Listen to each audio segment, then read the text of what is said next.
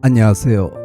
오늘 소개할 수필은 삶의 상처와 불완전함 속에서도 새로운 의미와 아름다움을 발견하는 깨달음이 있다.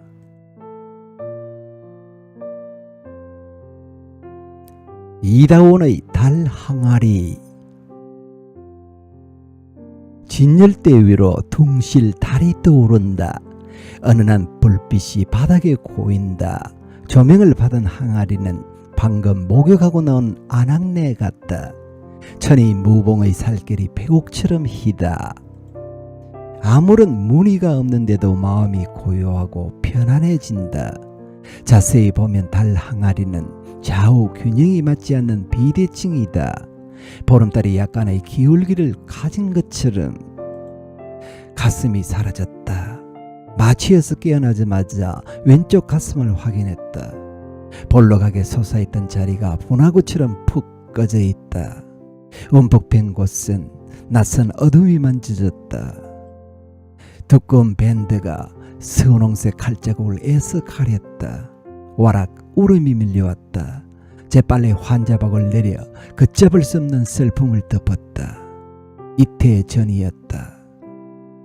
부산스럽게 외출 준비를 하고 있을 때 왼쪽 가슴에서 심하게 통증이 느껴졌다. 급하게 달려간 병원에서 청천벽력 같은 소리를 들었다. 의사는 조용한 음성으로 말했지만 내 귀에는 더 이상 아무것도 들려오지 않았다. 벚꽃이 만발했던 어느 봄날 그렇게 암은 내게로 왔다. 아무 예고도 없이 임파선으로 퍼진 암덩어리. 크기를 작게 하고 나서야 수술을 할 수 있었다. 크기를 줄이기 위해선 먼저 8차례의 항암 치료를 해야 했다. 1차 항암 치료를 받기 위해 수술실 안쪽의 긴 복도를 따라갔다. 암 환자를 위해 마련된 별도의 공간은 미러처럼 복잡했다. 일반인의 출입이 철저하게 통제되는 곳이었다. 민둥산처럼 머리를 깎은 환자들이 침대마다 누워 있었다. 선뜻 들어가지 못했다. 내가 왜 이 자리에서 있어야 하는지 실감나지 않았다. 이건 꿈이라고, 잠시 꿈속으로 들어온 것이라고 애써 위로했지만 현실은 결코 꿈이 되지 않았다. 시부모를 모시는 맏며느리였지만 고부간에 큰 갈등은 없었다. 남편은 자상했고 어머님은 집안일에 서툰 나를 딸처럼 대해주었다.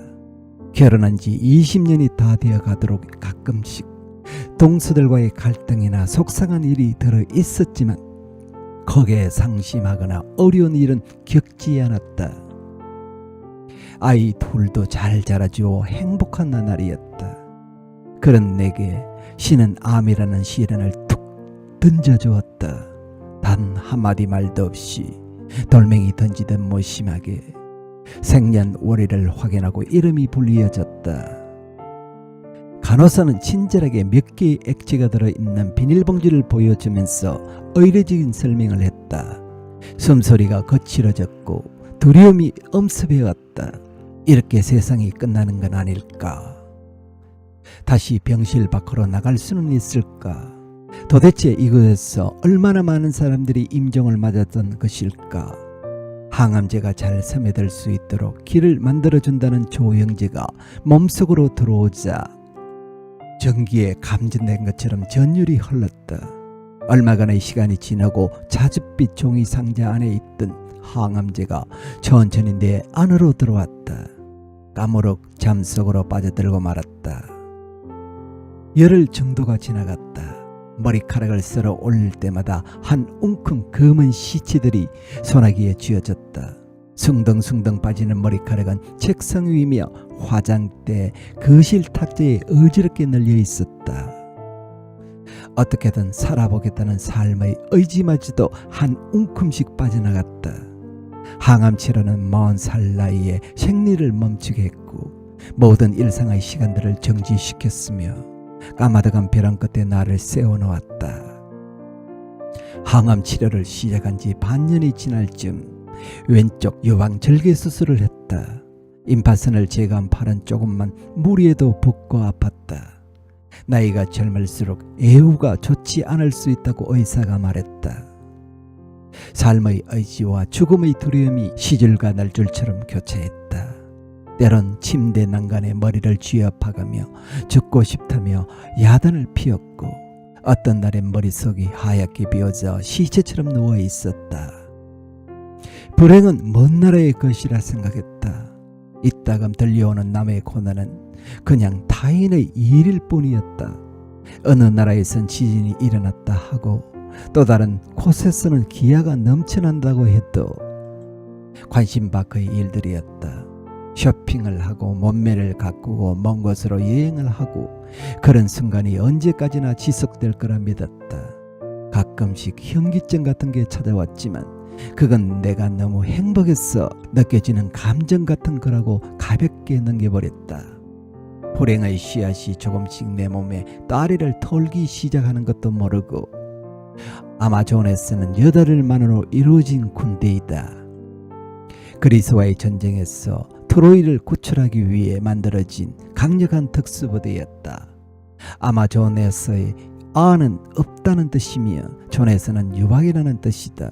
즉 유방이 없다는 것이다. 여자들로 구성된 이들 부족은 활을 쏘는데 오른쪽 유방이 불편했기 때문에 그것을 미련 없이 제거했다. 조국이라는 더 큰 가치를 위해 여자로서의 아름다움을 당당하게 버린 것이다. 어쩌면 나의 전생은 아마존에서인지 모르겠다. 가슴에 활시위를 대고 적의 심장을 바라보든, 그래서 한쪽 가슴을 도려내야 했는지도, 행복에는 반드시 대가가 따르기 마련인 걸까? 암은 무의미한 일상에 함몰된 내게 삶을 향해 제대로 활시위를 단결하며 가슴을 도려내게 했는지도 모를 일이다. 파르르 떨리는 그 활이 너무 무겁고 감당하기 벅차긴 했지만, 달 항아리는 조선 후기에 유행했던 도자기다. 둥글고 커다란 모습이 달덩어리 같다고 해서 붙여진 이름이다. 높이가 40-50cm에 달하는 커다란 항아리를 제작하려면 흙으로 윗부분과 아랫부분을 따로 만든 뒤에 서로 이어 붙여야 했다. 그래서 접합 부위가 약간 뒤틀린 모양이 되었다. 하지만 조선시대 도공들은 이것을 칼로 깎아내거나 매끈하게 다듬지 않았다. 인위적인 힘을 가해서 정교하게 둥글게 만들 수도 있었겠지만 비대칭인 상태 그대로 둔 것이다. 수술 결과는 좋았다. 더 이상 항암 치료를 받지 않아도 된다는 진단이 내려졌다. 몇 번의 작은 수술과 치료가 있었지만 처음의 두려움은 조금씩 사라졌다. 벼랑 끝에서 아슬하게 버텼던 지는 날의 흔적은 가족들의 관심으로 조금씩 치유되어져 갔다. 전시대 위로 떠오른 달을 쳐다본다. 어린 시절 초가지붕 위의 박처럼 푸근하다. 문득 항아리 속의 달이 내 안으로 파고든다. 가슴이 사라진 자리에 밀물처럼 고요하게 달이 들어찬다. 보름달이면서 비대칭인, 한쪽이 약간 기울어져 슬픈들, 그러나 어떤 대칭의 사함을 받아도 완벽한 구형이다. 달을 품은 내가 어느새 달 항아리가 된다. 따뜻한 달머리가 빈 가슴에 둥글게 번진다.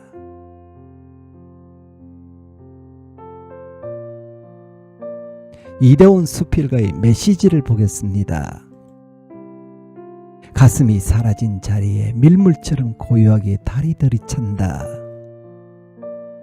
보름달이면서도 비대칭인, 한쪽이 약간 기울어져 슬픈 달, 그러나 어떤 대칭의 사물보다도 완벽한 구형이다. 달을 품은 내가 어느새 달 항아리가 된다.